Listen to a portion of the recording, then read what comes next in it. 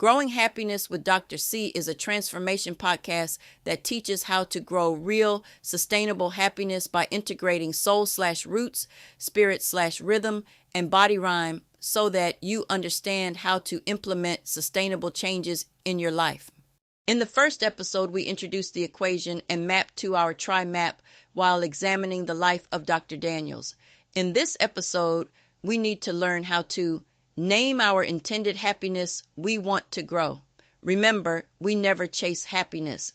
Oh yeah, growing happiness with Dr. C.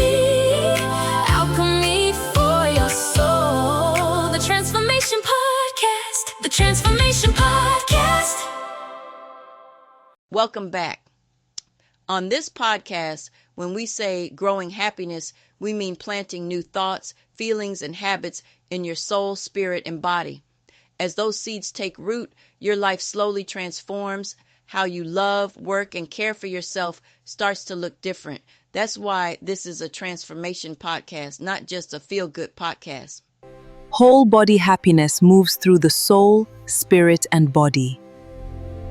A quick recap about our first episode. Soul plus spirit plus body equals one whole happy body. Your soul is purpose. It is awareness. It is identifying your gift. Rhythm is the heartbeat of your existence. Your spirit acts as the pulse, dictating how you respond to life's challenges. The spirit is rhythm, active and moving energy. The soul is your roots, a static foundational strength. Rhyme is the lyrical poetry of your journey. The body is the tangible manifestation of your internal work. This is the blueprint of you. Roots are your soul, your heritage and deep inner truth. Rhythm is your spirit, the pulse of daily choices. Rhyme is your body, health habits and tangible reality. Embrace your blueprint. How do I change my chemistry? Outgrowing your old life can feel like a breakdown. Trust the roots you build in the dark. The pain you feel isn't a failure. You haven't broken anything. You have simply outgrown the coat. Improvement seeks to add to the self. Transformation requires surrendering the old. Break down to rebuild. Human psychology follows the growth system of a planted seed. We are governed by seasons, not just willpower. What feels like a breakdown of your identity is actually a necessary suspension of your surface life. The 4 signs of crossing over: hallowing out, uprisings, extreme solitude, and the shadow. Each marks a step in your transformation. The most dangerous phase of transformation is the silence after the old structure falls, but before the new one appears. Until you make the darkness conscious, it will direct your life. Ask yourself, what intense emotion are you avoiding? The soul is the seed, the spirit is the soil, and the body is the environment. The spirit is the soil. Every thought or feeling changes that soil, releasing chemical signals into your nervous system. The plan of growth is not instant results. A farmer does not dig up a seed every morning to check if it's working. If your goal is growth, stop forcing the old plan. It isn't magic, it is mechanics. The long collapse of your old life was not the end. It was the pressure for your unlived life to press through. The final equation: one whole happy body. When the soil of your spirit is nourished, happiness is the natural fruit. Align your soul, spirit, and body to find true harmony. Remember, you are not falling apart. You are being prepared. Trust the process. Low-frequency thoughts like chronic fear, resentment, shame, and hopelessness keep your nervous system locked in protection mode instead of growth mode, which quietly sabotages any happiness plan. These states narrow attention, make you scan for danger, and push you towards short-term relief behaviors instead of long-term nourishing choices. So the seeds you plant in your life can't take root. Over time, low-frequency thinking rewires your emotional chemistry. It normalizes self-doubt, erodes trust in your own decisions, and makes joy feel unsafe or undeserved. A happiness plan depends on repetition and micro-experiments. If the underlying thought frequency stays low, every new habit you try gets filtered through suspicion and fear, and transformation stalls. Thoughts and emotions are constant partners. Each thought you repeat trains your emotional chemistry, and each emotion you feel colors the kinds of thoughts your mind will reach for next.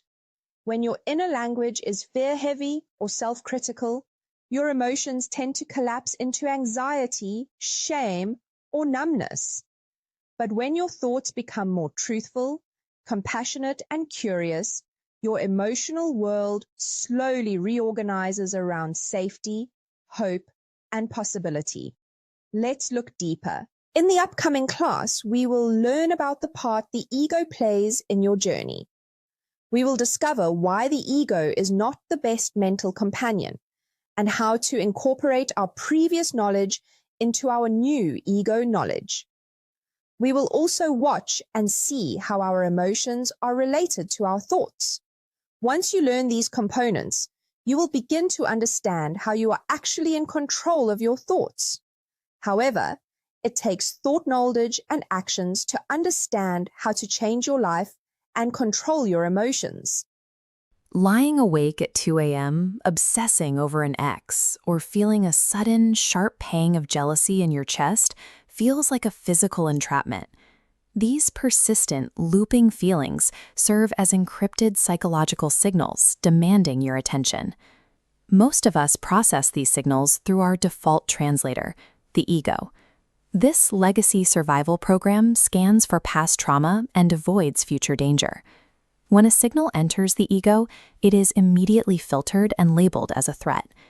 Because the ego views uncomfortable emotions as active dangers, it commands you to shrink and seek control. You find yourself stuck in a closed loop, repeating painful patterns because they feel familiar, and to the ego, familiar feels safe. Human awareness also contains a higher-level translator, the soul. This part of our internal architecture is built for growth, truth, and active participation. Emotional entrapment is the result of a translation error, an attempt to process complex modern experiences through an outdated survival framework. To switch translators, you have to change the prompt. The ego asks, "Why did they do this to me?" The soul asks, "What did this awaken in me?" Consider how this shift decodes a signal like jealousy. The ego translates jealousy as an external threat. It sees someone else taking the resources, success, or love that should belong to you. In contrast, the soul reads jealousy as an internal compass. Notice how the needle points directly at an unmet desire or an unacknowledged gift within your own garden. Writing down the specific details of your envy reveals a map of your soul's hidden wish list. Jealousy requires you to look over the fence. It loses its power the moment you return your attention to tending your own soil. Then there is the sharp, specific pain of feeling neglected by someone else. While the ego waits for external validation to feel chosen, the soul sees external neglect as a mirror. It highlights the ways you have been neglecting your own needs while waiting for someone else to fill the space. This leads to the most stubborn signal of all, the obsessive mental loop over a person who broke your heart. The ego replays memories because it believes your wholeness is tied to that specific person. As these shapes separate, notice the energy that stays behind. You aren't attached to the person, but to the passion or the visibility they temporarily awakened in you. That quality was always in your soil. They just turned the ground over. Naming that specific quality, whether it's creativity or a sense of being seen, allows you to claim it as your own. When you realize the feeling belongs to you rather than the partner, the search for them loses its urgency, and the mental loop begins to quiet. Heartbreak and neglect act as harsh spotlights, illuminating the psychological spaces where you can finally learn to provide for yourself. These translations don't just live in your mind, they are recorded in the body. A tight chest, a clenched jaw, and chronic fatigue are the physical marks of the ego's survival program. As long as your internal translator reads an emotion as a threat, your nervous system stays locked in a defensive, high-alert state. The body begins to shift the moment the soul translates that same signal into a lesson for growth. Replacing a narrative of danger with a narrative of transformation tells the nervous system it is safe to stand down. The physical body finally receives permission to relax. Decoding emotional pain moves us out of a cycle of survival and into the work of actively participating in our own lives. In our last episode, we analyzed the life of Dr. Daniels and ran her story through our equation to locate the leak. What we found was a significant fracture in her spirit, one severe enough to begin affecting her body as well. For this episode, we turn to a very different story, the life of Jalen Bronson. We'll run his life through the same lens. Soul plus spirit plus body equals whole body happiness. And this time, we're looking at what it looks like when the equation works. Starting with the soul, Jalen is living in his purpose. That's one variable accounted for. Moving to the spirit, what stands out is his mastery of a tool many of us struggle to use. He takes the low-frequency energy that others have directed at him, the doubt, the discounting, the public dismissal, and converts it into fuel. Rather than allowing those voices to define him, he built an internal environment rich enough in high-frequency thought that he became self-assured enough to walk away from substantial money in order to honor his soul's purpose. And as an athlete, caring for his body wasn't optional. It was part of the work. Across all three variables, Jalen's equation holds. What makes his story particularly useful for us is that his battle wasn't entirely internal. Many of us are shadowboxing with our own minds, our own fears and doubts. Jalen was doing that and contending with voices coming at him from the outside. That distinction matters because it means the tools he used have to be strong enough to work in both directions. And that is exactly what we're going to unpack today. Because whether the low frequency noise is coming from inside or from the world around you, the path back to happiness runs through the same set of tools. So, who is Jalen Bronson? He is the point guard who just led the New York Knicks to the 2026 NBA championship. He silenced the critics by mastering his internal chemistry. Jalen didn't let the external noise disrupt his internal chemistry. Instead of absorbing the doubt, he silenced the critics by maintaining complete control over his own body health and systems. We want to learn from his example. When the world tells you that you aren't good enough, you have to rely on your own internal alignment to prove to yourself you have value. We might need new tools. The hot plate method is a tool to help you redesign your low-frequency thoughts. A low-frequency thought pulls your energy down. It is your old survival talking.